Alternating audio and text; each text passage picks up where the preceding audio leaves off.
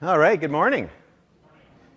Just a typical day at Microsoft up there. Just thought we just did a little documentary on what it's like to work every day in the company.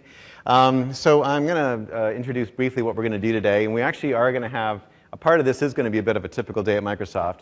I'm going to be doing 3 or 4 demos, 3 or 4. It'll depend on how well they're going. It could be 1 or 2. You never know. Could just be 1. Could be half of a demo.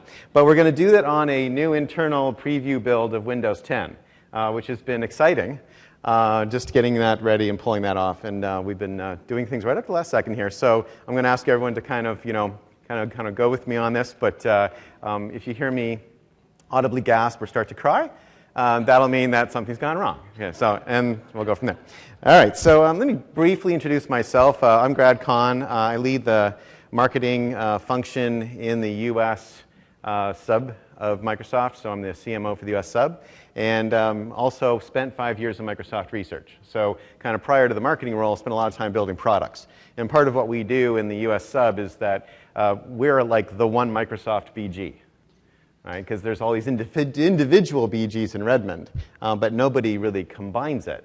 And when you go talk to a customer, you can't go to the customer and say, today I'm just going to talk to you about Azure, and I'll be back next week to talk about Office. That's not really the way it works. And you've got to be able to pull together an integrated story. And so we built some solutions in the US, my team and a number of other teams in MSIT, to really help bring a one Microsoft story to life. And so that's why I titled today's session is about bringing together some of our sort of key business process products using Windows 10 to kind of create an integrated experience. So that's a little bit about what I do for a living. On the side, I love zombie movies, so I'll show you. So I do have, if you find this at all entertaining or amusing or useful, you can follow up and see some more YouTube demos, and I guarantee those always work. Yeah, some people are getting it. Okay, you are laughing a lot, and I like you. That's great. Okay. There is like a giveaway at the end and everything, right? So do stick around. I think that Elise has been collecting business cards, and we have, just remind me, how many bands do we have? 7? 7 Microsoft bands, the thing that you measure your heart rate and stuff. A good friend of mine was wearing his while doing a speech. He said, I'm never doing that again. And then we also have 3 Surface Pro 3s, which is pretty cool. And so what we'll do is at the end, we'll draw those. I'll do that really quickly. I'll give a few extra minutes. And then if you win one, you have to scream loudly, jump up, and just, anyone seen Price is Right? Yes, Price is Right? You got to come, okay? Got to come to the front of the room. You got to be like really excited, and then we'll give you like an empty box. And it really is an empty box, but then like you get like a coupon on how to actually get it and stuff like that. So you really do get the machine. All right, so now so anyway, just if you do happen to go, this is just for fun. This gives you a bit of a sense of, kind of a flavor for what I'm like. And so this is a YouTube video that Randy, who's at the back there, and I did not too long ago. And this is just a few seconds, just a quick taste. I thought this was like an appetizing way to start the morning.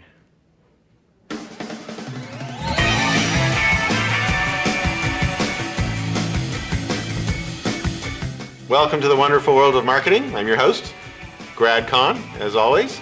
Because that's what I want to talk about. I want to talk about The Walking Dead. And I know that Randy's excited about editing this because he'll be able to edit lots of zombie shots in. And by the way, Randy, you've got free reign to get as gross as you want.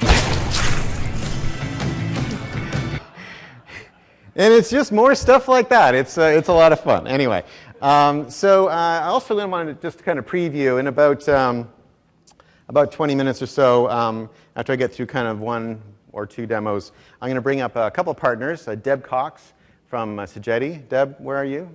Okay, Deb. And then Martin Wolfram from Inviso. Martin. And Martin and Deb are going to just join me up here on the stage, and we're going to have a talk about sort of the work that they've been doing, integrating different applications, creating solutions, and really how they've been driving sort of revenue and kind of customer satisfaction with it. And so we'll kind of have a relatively open session there. Feel free to ask questions. So if you've got any thoughts, we've got microphones here. We can keep it pretty casual, and then of course we'll be available afterwards as well. So we can do that too. All right. So there's a kind of sort of 4 things I want to sort of plant in your mind, which is thinking outside the box. A little bit of what we're going to do today is about trying to think differently. There is the legend of the Gordian knot, where Alexander the Great, in an effort to untie a knot that was untieable, just cut it in half with his sword. I think there's a little bit of a Gordian knot need in some of what we're doing in LOB applications today. There's a eureka moments, and we'll talk a little bit about how we think there's a eureka moment in what we're showing you today. And of course, Archimedes, who discovered the displacement of water by having a bath. It's not about really discovering things. It's being the first to notice. I think that's sometimes it. And of course, it's about becoming famous.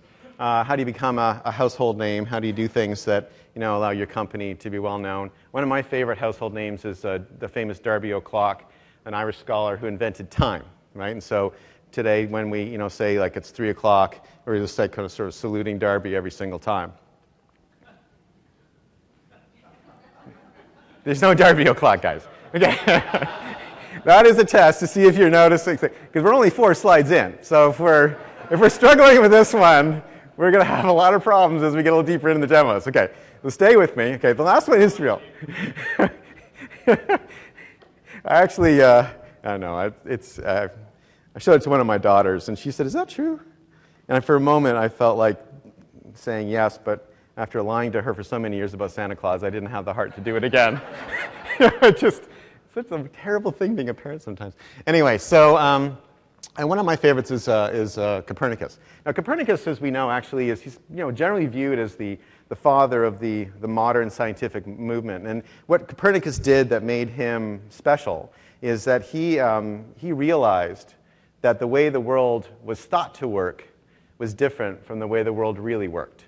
And we'll talk about that a little bit in a few minutes, but this idea of really matching perception and reality was a big insight that unlocked the world we live in today. And so what I'm going to do a little bit as I go through this is really match perception and reality in LOB. And we tend to bring, all of us, I'll include myself and Microsoft and our partners, et cetera, is that as human beings, we bring our perspective of what we do every day to the party, and it's difficult to think through in the other person's eyes and the customer's eyes. And so just kind of that sort of switch is a little bit about what we're going to do today and sort of have some fun with that. How many people saw the keynote yesterday? Oh, great. Okay, so I won't spend too much time on that. It's super exciting. I think we've got a great vision for the company, the concept of empowerment, the concept of every person, every organization on the planet. The folks in the space station feeling very, very uncomfortable right now. No IT support from Microsoft. But as long as you're on the planet, you're fine. So I love that. And I think that the world view, which is a mobile-first, cloud-first world, is a lot of what I'm going to show you today, right? So I'm going to show you something today that's got a mobile-type front end and uses the cloud effectively to run. So this is something that sort of fits into that view. And then the thing that I think is most exciting for us in the company right now is this concept of bold ambitions. I love the bold ambitions, and the bold ambitions allow us to have a really clear idea of what we should be doing every day and how we align. So a lot of what we're going to talk about today will be very much around productivity. How do you just make yourself more productive as an LOB worker? It's all hosted in the cloud. So everything I'm showing you, all these demos, are all run in the back end in Azure. And then finally, it's all about creating more personal computing for us as a company. And what I'm going to show you today is much more personal from the standpoint of how people use applications. And I'll actually show you what I use every day to do my job. Okay, so if you mount, I know people like to take photos of the screens, and I strongly encourage it. So I'll just build this really quick. This is a really great one to take a picture of because this screen summarizes sort of the whole strategy framework that Satya outlined in the keynote on Monday. And we are so unbelievably aligned internally as a company on this. It really marks a real turning point in the company history. So I've enjoyed that a lot. All right. Last thing, and this thing we don't talk about as much, is who are we? And so Satya's brought out this idea of growth mindset and to really be a more nimble, faster-moving company. And so what I'm going to show you today is something that we build very quickly. We roll it really fast. They're not very expensive to do, and it allows us to be more innovative as we go forward. I think it's making a big difference. For us as a company, we're going through a big shift. Obviously, it's pretty obvious there was this really awesome business model that we had for many years, and it's shifting now to what is promising to be another awesome business model. But that shift and that transformation is always really challenging. And we're going through shifting from one very specific way of operating to another very specific way of operating. And so this is where we're going to, and this kind of licensing shift brings us to Copernicus. So Copernicus lived in a world where everyone assumed that the Earth was the center of the universe, and what's known as the Ptolemaic universe. And so the Earth sat at the middle, and the sun and moon went around every day. Which, quite frankly, I'll encourage you to try this. Just stand in a field, and I do this all the time. Stand in a field, and then just stay there for like 2 or 3 days. Okay? And what you'll notice is that the sun actually genuinely comes up, and it goes around, and it goes down the other side. And you stand there, the next day it comes up again, goes around. This is actually, based on observation, this is what's going on. Right? The challenge with this is it's very hard to make the calendar work in this sort of worldview.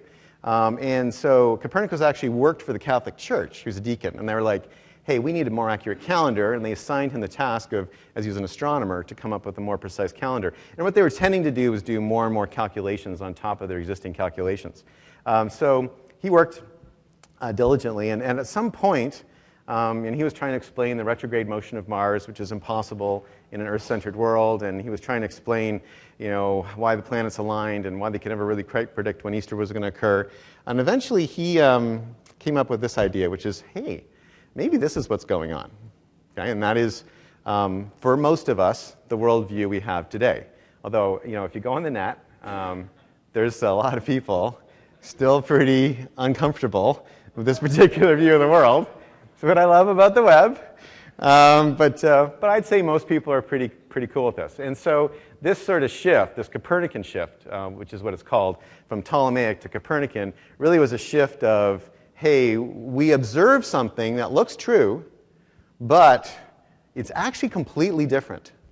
And unlocking that shift unlocked a lot of scientific progress. One little sort of side note, Copernicus was pretty experienced with the church. And this whole thing about, the Earth's not the center of the universe, it would be what they called back then, in the 1543 is when he died, be what thing they called heresy. I don't know if you're super plugged into heresy, but it's a really bad thing. Okay? And the things they would do to people who were heretics, not friendly, not fun. And so Copernicus, very clever guy, what he did is he held off the publication of his novel, or his book, just his theory, literally until his deathbed. And the legend is that the first edition was handed to him as he died. It took about 50 years. The world was slower back then, and then, we moved on from there. All right, so now let's kind of move it into the 21st century. What kind of Copernican shifts are we seeing? And we see Copernican shifts happening all the time. If you start to look for them, you see them all the time. I talked a moment ago about licensing, but I'm going to talk a little bit about one that's still early stage, which is we are very much an application-centric industry right now because we make applications. Okay? We all make applications. That's what we're pitching. And it's, hey, use my application. That's how people work. That's how we pitch it to people to work. But what happens really is users are actually trying to complete tasks. And so the application-centric universe is the way the world appears to be working. That's the standing in the field watching the sun go around. It appears that all day long I work on my app. That must be what's most important to people. In fact, if you actually look at an information worker, they're trying to complete tasks, and they're trying to complete a lot of tasks. And it's really quite challenging. And so this productivity shift, which is going from app-centric to task-centric, is what I want to sort of show you today and sort of to talk about as we go through it. And I think part of the sort of final piece I'll sort of put on this insight is, there is a known issue that very few of us are dealing with, which is LOB application overload. CIOs are plugged into it, but the industry is effectively just contributing to it. And what happens is that as someone goes through the course of their day, they're searching out and finding desktop applications still running on, say, Windows 7 or something like that. They're looking at web applications that have been built since the 90s in many companies. There's tons of those. And now they've got modern apps as well. And that's like a documentary photograph, by the way. That's exactly how it goes. And by the end of the day, the people are burned out. And we hear all the time people say things like, it takes me longer to find the application I need to do my task than it takes me to do the task itself. Or I don't even know where to find it. I'm frustrated. It makes it difficult to do my job. And so how do we actually deal with that? That's one of the things we're going to talk about. The other issue is a business problem issue. And you are probably familiar with this analogy or metaphor of the elephant. And so as different people touch an elephant in different spots, they might think, hey, it's a snake, it's rope, like it's all these different things, but actually, looking at an elephant. And I think that's a challenge for us as business leaders, is how do I get a single view of my business when there's no way that I've got one system that's going to generate all the data that I need to be able to run my business. And so this this challenge of effectively pulling together the data in a way that I can make sense of it is really hard. So I'll tell you a quick story as part of the eureka moment. So I spent, I've mentioned a few years in Microsoft research, and a lot of what I was doing in there was healthcare. So I was building healthcare systems and worked really closely with a lot of academic medical centers, like New York Presbyterian and Johns Hopkins and Mayo and stuff like that. And at Johns Hopkins, they have two applications. They have one called Epic, which, who's in healthcare here? Everyone knows Epic. Oh, whoa, oh, hello. I can say anything I want. That is great. Okay. Epic is an application. It's a great application. So Epic is actually a big customer of ours, and Epic is an EMR, electronic medical record that you can use to run your hospital. As well, they have one that they built themselves. So the Hopkins 2000 or something like that. And in fact, the Hopkins system was the very first EMR ever built. The code for it is in the Smithsonian. That's a fun fact you can take home. See, look at all the stuff you're learning. Copernicus, Archimedes, Smithsonian. You're not laughing quite as much. Okay, that's all right. That's all right. I'm going to demos in a second. You're going to love it. Anyway, so they had a bunch of data in Hopkins 2000 that they couldn't get out, and they had a bunch of stuff in Epic that wasn't in Hopkins 2000, and vice versa, right? So they had about 70 to 80% data kind of sharing between the two, and then a bunch of stuff that was in one system that couldn't go in the other, and a bunch of stuff that was in the other system that couldn't go in the other, right? And so they started arguing about which system should be their system of record. It was a huge issue because patient safety is at risk, and the reasons for things being different are pretty significant in hospitals. For example, you may not know this, but a blood pressure monitor may be calibrated, is probably calibrated differently between the different floors of the hospital. So your readings are actually different. And if you don't have the calibration of the device in addition to the reading, you don't really know what the actual issue is, and it's really hard to measure it. And so Hopkins came up with this really great idea called integration on the glass. Integration on the glass. And what they do is they have Hopkins 2000 and they have Epic side by side on the screen, and basically a physician or nurse or whomever looks through it. They look at all the things that are the same. They see a couple things that are different. They can investigate further there. Everybody's happy. And it's not perfect, but I think that in a world where we all wait for that silver bullet where one LOB app replaces everything and is the final ultimate thing that is like perfect and it's the one thing you need to use as an employee to get your work done, that may happen. But in the meantime, integration on the glass isn't that bad and helps you sort of see the whole elephant. So that's a little bit of what I'm going to show today. This machine just went to sleep, Praveen. All right. So I'm going to start by taking you through kind of what the structure of what we've done is. And then, and while I do that, Praveen is going to slip up here very quietly, almost like he's not even here. And he's just going to log me into this machine really quickly. Thanks. Super appreciate that. So in Windows, we started with Windows 8, but it's obviously Windows 10 as well. There's sort of two structures. And everyone's familiar with Windows 7. And in Windows 7, you can create folders. Everyone knows what folders are, right? And you can create subfolders, right? So you can have nested subfolders. Everyone knows what I'm talking about, right? Very straightforward. Everyone does it all the time. What you can do in Modern is you can create nested start screens. And so what nested start screens do is they allow you to actually pull together desktop applications, web applications, and modern applications into one clean interface. And it works both in desktop mode and in tablet mode. How many people here have got Windows 10 running on their machines? Oh, okay. Okay, so the brave, the few. Okay, it's awesome. It's awesome. It's still a little bit early. We're obviously launching July 29th, so we always note that. This is always a little daunting when 2 people start to come up. So, and I start to feel better at this point, like not completely useless, like when it takes like quite a sort of an army to get it. Well, this is Mike. Mike, say hi to everybody. Hi. Mike's awesome. Yeah. Mike's actually got a session today at 2:30, and Mike is actually going to be going through and demoing how to build these, so which is pretty cool. So I'll bit more on that later. And so one of the things that we do with these is that they work at the OS level, and because this is effectively an integration inside Windows itself, the stability of the application is really high. Perfect. Thank you very much, sir. Okay, so now I'm going to switch. I'm going to show you a couple demos. Okay, so we're already in a little bit of trouble, but we haven't started yet, so we'll see what happens. Okay, so when we first started this project, we started it for our Salesforce, and the sellers had a set of issues just like I talked about. They're like, we don't know where to go for things.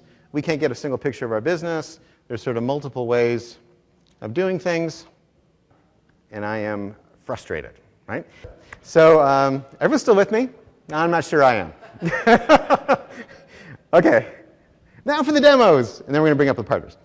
So with this here is the first interface. And so you see it's basically a modern interface, obviously very set for mobile and can work very well in mobile or tablet format. And it has all the different things that a seller might need to use to do their job. So one thing that a lot of people have to do is they have to get trained and they have to be able to get ready for the products. And so the Gear Up e-toolkit is a big part of how we get everyone ready for that. And then you can just kind of switch back and forth. And then they have applications that they use as well, right? So they need to be able to go to Outlook and launch their Outlook. And then they also need to be able to understand their business, which is where the elephant analysis problem comes in. And so I'll just give you a quick example of how that's built. So we have basically a dashboard here. You can click on a tile. You can see your top 10 deals. You can go over here, and there's a few hundred. And these are all feeding out of the back-end database systems that we're running in the company. This has been done so it's kind of a nice touch interface, so you can kind of sort of sort it in sort of neat and interesting ways. And that we find that being able to do that creates a connection to the data that people really like. People want to be able to play with their data. And then one thing that our sellers are, they have to do is they have to be able to understand the business. They have to be able to look at the data. They have to be able to play with it. And they have to be able to get into CRM and actually do something and update it. And so I can actually just go right in, and it'll actually launch Dynamics for me. And I can go right into Dynamics, and I can update that opportunity and update what I've got in there. And then when I want to go back to my dashboard, I just go right here, and I can keep going from there. And what's kind of cool about Windows 10, I love the fact that it's so easy to switch between windows now. It's still very touch-based, but it's got this sort of, if you're familiar with Expose, it's got the same sort of functionality, which makes it really easy to use. And then what we found is that people were like, hey, when I'm in here, I may also need to do some analysis in Excel. So sort of using the same data, you can actually just pull it straight into Excel, and then you can go and take a look at it in Power View, which is what's loading right now, and you can also look at it in Power Map. So Power View is pretty fun to use because you can go in, you can click on that, and it starts to shift. You can you can filter by different districts. So if I go up here, I can pick Northeast and North Central. You'll see the maps changing, revenues changing. I can zero in on different products and see kind of how that's composed. And I can also go into Power Map, and that's also got the same data, but it'll put it into a map modality. And then it'll pull, and I can actually sort of kind of build my map over time. You can see it'll grow if I want to, and I can move this around. And so this sort of fluidity that people are moving through and then go back into their main interface, we have found to be somewhat revolutionary.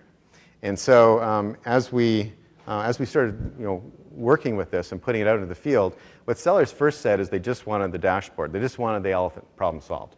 Then what happened is then they said, hey, well, since I'm in here a lot, can you also make sure my training's in here? And we're like, great, we put the training in. And then it was sort of like, kind of like I'm sort of like living in here now. Could you also put in Office and Outlook and all the applications that I use. And so basically you ended up with something that was effectively the job in an app.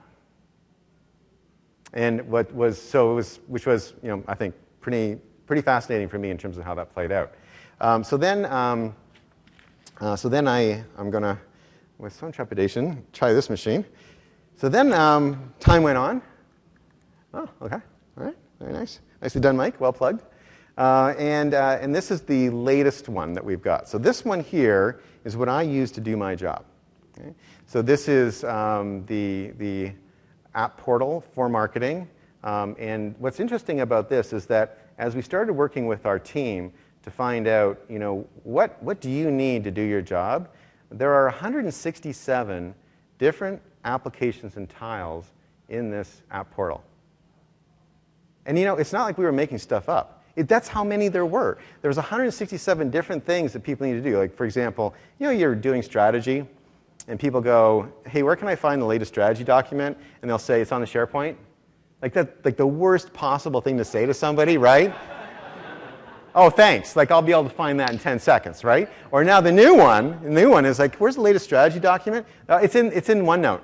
Oh, great. Because I only have 100 OneNote folders, right? Not going to be a problem finding that. And so now what happens is you actually can just go straight there. We've got effectively a link to the OneNote file. Our ROB calendar we actually have inside of Outlook, and so you can actually just pop Outlook and launch it from there. And so, and then we have our ads, right? So any ad that we're running, we now have embedded in here because we need to access and look at them all the time. I always like to look at this ad over and over again because it proves to me they do know how to run the ball. Anyway, so and then because I'm a marketer, a lot of the work we do is marketing automation based, and so we have we have Dynamics has a marketing automation system. It's kind of very touch based if you've ever seen it. It's pretty sort of fun to work with, and you can. I'll just maybe quickly show you what I do. So I'll just when our team's building these kinds of things, we'll just kind of drag stuff here. Once I've got an element there, then I'll click over here, and then I'll pick what the asset is, select that, that's added in. Then I can go back here and I can add sort of another activity like sort of a trigger, say, at the end of that, and then that builds sort of the flow out. And so you can sort of see what happens with MDM and any marketing automation system is you're building out a series of if-then journeys. And it's an infinite canvas. And so I'll be doing that, and then I'll be like, okay, I need to find that asset, so I need to go back into my app portal, and I have a set of assets in my digital asset management system. So if I go into, say, sales productivity is what I was working in a second ago, it'll bring me to the detailed page for all the different assets that are part of sales productivity, and I can link those and pull those in because our DAM is connected to our marketing automation system. And then again, go back to my central interface. And so you can see what I'm able to do is I'm able to keep going between, so now I'm launching Excel, right? So I'm able to go between all the different applications, and this is actually a Power BI view of Excel. I'm going between all the different applications and back and forth across all the things I need to do my job. And just imagine how hard it would have been for me to normally do that sort of step by step. This is coming in. Okay, and so this will be just an example of just a dashboard. This is a marketing automation funnel that we look at all the time. And so what it happens is you create this sort of fluidity as we go through it that allows you to very quickly move through all the different tasks you need to complete in a day, for us as an IT organization to instantiate all those tasks in one place, and then for us to help onboard new users in really incredible ways because they're able to understand what to do right away. All right, so I think I made that without somewhat unscathed, and so I have got one more, which I'm going to save to the end. But now I'm going to ask Deb and Martin to come on up. So Deb Cox, come on up. So Deb is, she's the VP of the Microsoft practice at Sogeti. Come on up. And then Martin is the CEO and founder of Inviso. Welcome aboard. Thank you. You guys are all waked up. Deb? So let's chat. So everyone's got a sense, I think, of what we're talking about now. I mean, how would you think? Did I do okay? 9 out of 10. 9 out of 10? Well, I wasn't that good. 9 The out of 20. plug would have to have been in for it to be at least a 9. That's right. Yeah. Anyway, so I think everyone's got a pretty good idea of what we're showing. Talk to me a little bit about what you see as partners on why you're building these for customers and what customers see in them when you implement them. Right. Yeah. I mean, for us, I'll go first. Absolutely. You bet. Yeah, for us, what we're seeing a lot of is, with customers that have got modern Windows deployed specifically, we're able to build these apps that just, pop. They look fantastic, right? They look as good as the apps they're using on their phone or at home or what have you. And just that visual element of being able to get the design right and bring everything together takes a lot of stress off the eye. Customers love it. And the fact that it works and it's stable has really been a game changer for us. We do a lot of data integration, a lot of dashboard apps, and a lot of traditional line of business apps that really looked poor for a long time. And since we made the shift to start really focusing in on the design and the user experience and that what that modern Windows enables us to do, we've just seen a total shift in the way we're able to price these things, the satisfaction that customers get, and the amount we can sell. So cool. Okay, and Deb, just from your standpoint, what have you guys been doing? Yeah, absolutely. So we started actually a couple of years ago going to market by sector. So focusing on 3 sectors in the U.S: healthcare, retail, and manufacturing. And it was really important to us that we have technology, and this is where the eureka moment came for us, really last WPC, that we have a technology that was going to be able to allow us to target and quickly adapt and build a solution, or at least the shell of a solution that's going to be absolutely compelling and relevant for a given customer. So App Portals was key for us in that way. It was that eureka moment, the sector focus. But the other thing that we were doing, and you showed some good examples of this, we were also already building a lot of Power BI applications. We were doing a lot with HD Insights, now Azure Machine Learning and what have you as well, and PDW.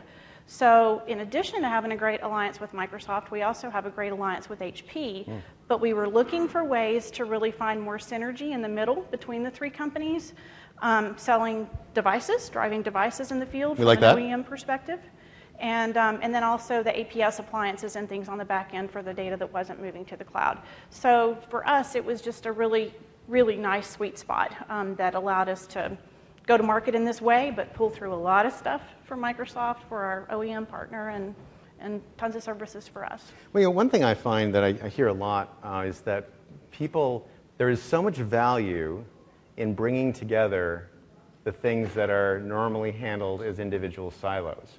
Can you talk to that a little bit? I mean, I know you both kind of had that experience. And that's for me, that's what's interesting from a partner standpoint, is that it's actually not that hard or expensive to do that. It does require some imagination, right? It does require some thoughtfulness around what is the person's job what needs to be the center of universe around that person's job. But it's not that it's so hard to do technically, but has so much value, which I find fascinating. Right. Yeah, we're doing a implementation for a large retail bank in the U.S. and they're implementing a branch of the future. So the tellers are going to walk around and sit next to the customers and touch their device, and they've got a number of line of business apps that the teller needs to operate. Right. One of them is a very complicated one. 16-bit app. Yeah. Right. So how do we do that with modern Windows? And we're able to easily put in small controls that we can reuse then ad nauseum for every customer to show, in a window, in a modern experience, this app. And it was just, literally 2 days of coding, and we were able to bring that system in that they thought they were going to have to scrap and replace. We said, keep it, we'll bring it into this experience, it'll be fine, and it just works. Yeah, I think what the sort of the idea that I've heard some people express is that instead of building an LOB app that it attempts to replace everything, just use the OS to do that. Some people ask the question about SharePoint. They're like, hey, isn't this just SharePoint? Like, haven't we been doing SharePoint portals for a long time? And the one thing I always sort of try to, and it's not obviously meant to be competitive with SharePoint, because I think we own that too. But the thing about SharePoint is that it is web-based, and I think the challenge is how do you launch the applications and how do you launch all the other sort of pieces of technology around it. And for me, what I see often in SharePoint web app portals is that they don't quite ever get done because they're hard to kind of keep up to date. But I'd love to hear your points. Like what we tend to do here is we connect to SharePoint and then let that just organically keep building out as opposed to trying to make that solid. Yeah, I mean, so I think that's really key. And like in our company, we have people in our sectors who were like ex-hospital administrators, ex-nurses and what have you. And so when you really start to peel the onion and look at those applications like Epic, look at all the things that a nurse needs to do her job on a floor, look at what the hospital administrator, all those roles, you can make app portals that are very specific for those individuals. And when you start to show a client that kind of capability, that it's just exactly what that role needs within that company, that's when, from my perspective, you're really client-centric at that point. And right. So this was a game changer for us. This technology was a game changer in that sense. And the hospital example is a good one. You know, I found that one of the really big Copernican shifts for me, and it was a big insight for me, is just how hard it is for users to get their job done during the day.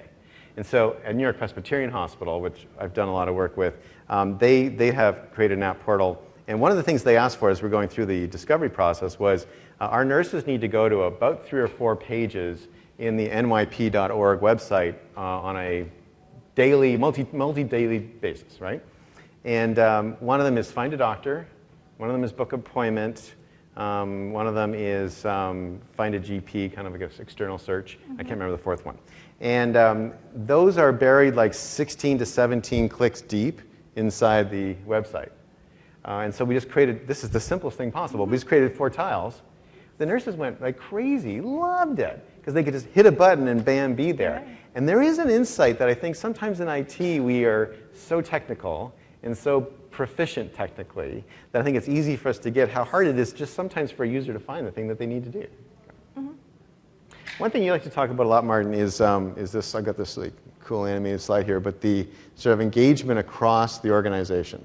So, you know, there's this kind of BDM versus TDM, or, you know, is it CIO or is it CMO, or, you know, who's the person that's making the decision? What we're seeing is it's a buying committee.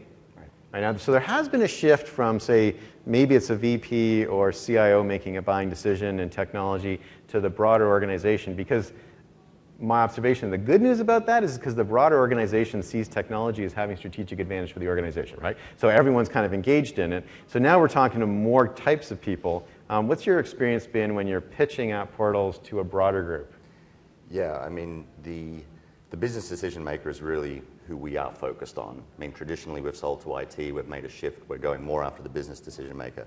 But what we're seeing is that when a business decision maker can talk to IT alongside us, and we can work, you know, we do a lot of co-development with IT shops where we get them up to speed and train them and get them building these things themselves, is that it's just a, you know, it's a change in the way they're used to, you know, integrating. Usually these things are huge, monolithic, right, you know, tons of money. And when we, you know, give them the estimates, I mean, we're going to give them the estimates before we, you know, get a sit down with them, because they know their budget, and we know that we can do it for a good price. But yeah, they're just floored at the level of stuff that we can do because of the reusability. You know, the first few of these cost us a lot of money, yeah. Right? But the next, however many, you know. I think we paid for that. Yes, thank you. That's right. That's right, yeah. But now you're up here helping me out on the stage. Exactly. And the customers are benefiting from that reuse. Right. And Deb, how about yourself? I mean, what are you guys finding as you're talking to decision makers? You know, one thing I've heard is that CIOs are frustrated because they have this, you know, fairly significant remit around securing the organization. I think the person who's in charge of all the Social Security numbers just lost his job the other day. It's a very sort of dangerous time, I think, from that standpoint. But at the same time, they're being sort of tasked to be more innovative and to do things that they don't maybe feel that they're able to do as much and be as cool as they want to be. Where have you seen sort of app portals sort of fit into that mindset? Yeah, absolutely. So, I mean, there's nothing more secure than the Windows devices.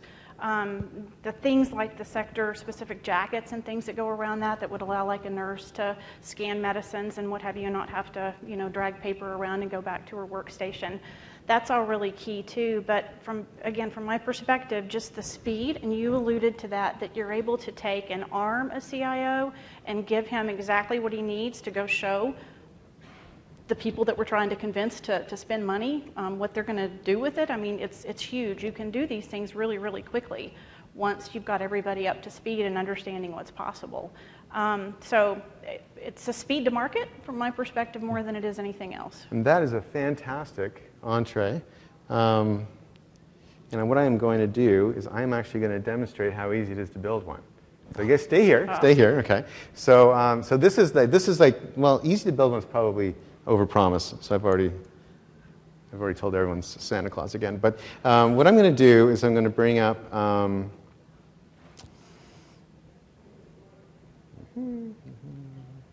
something called the App Portal Prototype Generator.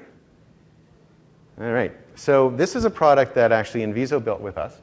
And Deb, you use this all the time. Mm-hmm. And it is something that is available on MPN. So it's a partner product available. You can use it. It's free.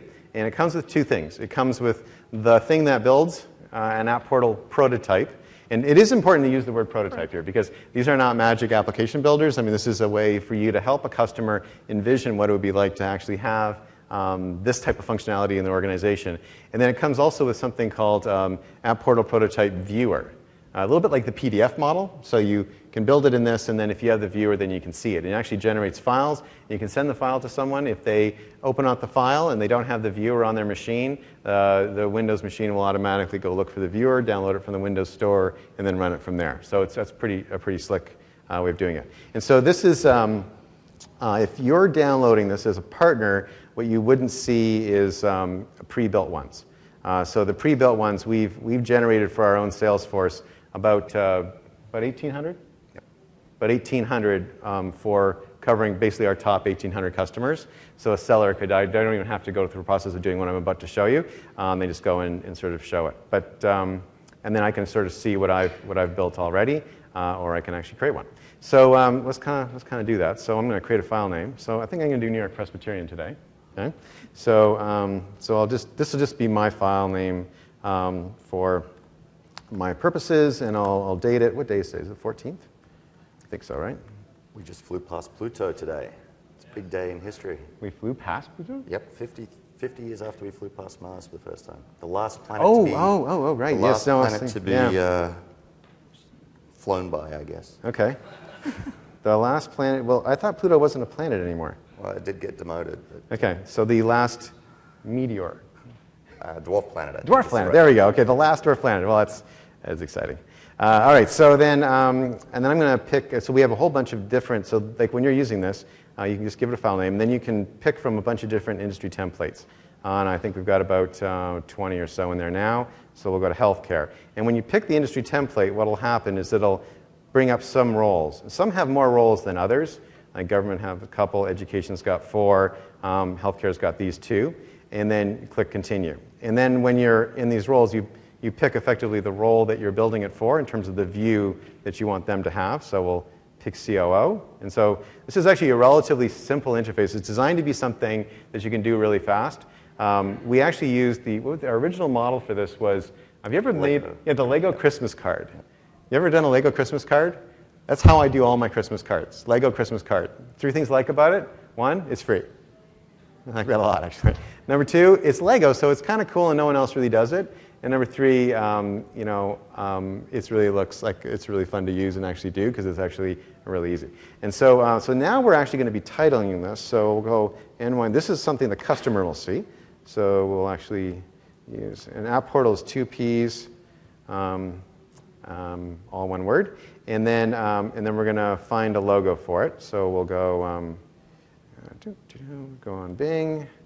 And what's kind of cool, this sort of inline search for a logo, I love that. It's so slick. You don't drag things back and forth, and just click continue. And then you can customize tiles. I'm not going to customize all these, but everything's fully editable.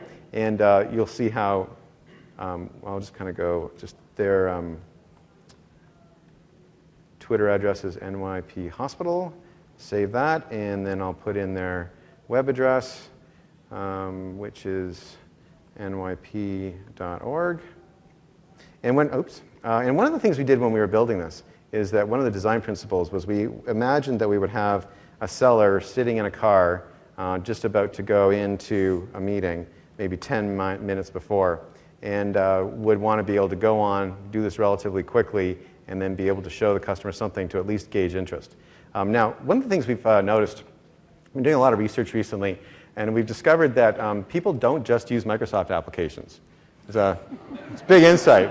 A Copernican Shift in the company, you know. So really, like all these other software companies out there, it's really cool. And and one of the problems is if you present an app portal to somebody with just Microsoft stuff in it, and obviously a lot of what I've been showing you are my internal applications, so they tend to have my stuff. But you know, if I'm in the hospital, I'm for sure. I mean, they use Allscripts at NYP. Caradigm is a big partner of theirs. They are obviously a giant Epic shop, and GE is a significant part. These are all desktop applications that they use. Then they also kind of quite love Bing Health and Fitness because they're a big Health Vault shop, so that's a modern app. And then they have all sorts of different web applications that they're using as well.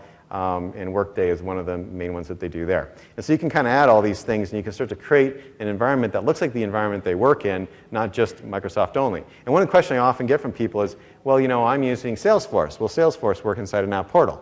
And the answer to that question is, does it run on Windows? And everyone goes, yes. Right? It does. So if it runs on Windows, it runs in an app portal. And then I usually get a question about 5 minutes later from someone who says, you know, I use, you know, PeopleSoft. Will that work in an app portal? And I'll say, does it run in Windows? And at that point, they go, oh, I get it. So if it runs in Windows, and I think that's, and then you're done. So you just kind of click Finish. And so while that'll just kind of crank away for a second or two, and now you've got effectively an app portal that we could present to NYPH. Not that they could run their whole business on, but that you could have a discussion. And you saw we did it here on the stage, kind of in a few minutes. Deb's got a whole bunch on her machine that she builds, but you know, you go in here, you can see that you can go to their website. We can go to their Twitter feed, I think. Yeah, there's their Twitter feed here. Yep, there's their Twitter. Oh, it's Microsoft and Health. And then goes to, we've got applications and communications applications in there, resources, which we can customize more, productivity apps. We've got the applications that we added for them there. If you go into, say, admissions, it'll give you sort of a view of how admissions could work. You know, you've got a sort of a template in here that you can play with as well. And this starts to kind of generate a discussion of what would it be like if all the stuff that your folks need to use on the desktop, on the web, and in modern was all in one place. And people get pretty excited about that. And I think that they make a big impact because people can imagine how that could change the way that they're doing things. And then the real work starts, which is discovery. So we've got just kind of a couple minutes left, but we're right near the end. I made it through 3 demos, reasonably unscathed. Okay, all right. Mostly thanks to my team and the plugger-inners. That was good. But just before we kind of finish, let me kind of take you forward. You know, the kind of those initial discussions that you have. What advice would you have for the crowd on kind of how to kind of architect that discussion and drive it into discovery? And maybe Deb, you could start, and Martin, you could wrap. Sure, you bet. So I would tell you to think about what it is that you do today and that you're talking to customers about today, and then think about how to extend that essentially and show that inside of an app portal. Like I said, for us, it was a lot about data. We all know with IoT and all the externally available data, we really were taking that kind of a sector-specific message to market. And so for us, it was about wrapping that and then starting to extend additional services and apps and all kinds of things that we could do for the customer around that. We found that to be effective. Awesome. Okay. And Martin? I would start small with the customer. I mean, these app portals can be as complex or as simple as you want. I mean, a lot of the value can be derived by a simple preliminary app portal that just has links to existing websites and properties and opens applications, you know, no data integration or what have you. And then move on from there to, you know, hooking up a middle tier so that you can control the content on the app without having to push it again. And then, you know, because I think once a customer is bought into the idea of that organization, that layer that you're putting on top of it, it becomes a really sticky engagement model for yourself to come in and bolt onto it. So that would be one piece of advice. The other piece of advice would be don't skimp on the design. The design is super important. I getting that right. It's got to look beautiful for people to believe it's going to work. Like there really is, people really do judge books by their covers, and having something that's beautiful makes people have more confidence in what's underlying it. These are actually a couple of the app portals that your team's built, Deb, up on the screen here. A couple of healthcare app portals that we just dropped in the deck a few minutes ago. All right, so I am going to wrap now. I want to thank everyone for your sort of kind attention. Lightspace explores a variety of interactions and computational. We didn't have time for that one. That was a cool video from Microsoft Research, but I'll do that some other time. So 2 sessions I'd encourage you to think about. Mike Marchand, he's going to be doing a session on how to build these. So, these are part of Windows. They're free. There's no license cost. You can just build it. The instructions on how to build it are posted on the App Portal page on Microsoft.com. Very easy to find. And you can download that and do them yourself, or it's about 100 pages and it's got code samples. But Mike will also take you through that today at 2:30, and he's going to be in room N310F. And then today at 4 o'clock, Judson Althoff, who's president of Microsoft in North America, he's going to be doing his keynote, and he'll be showing a lot of Dynamics and Office 365 stuff. It'll be a really great session. So I encourage you to see him, and he's in room S320. And with that, thank you very much. Thanks for your attention, and have a great day. Thanks, guys.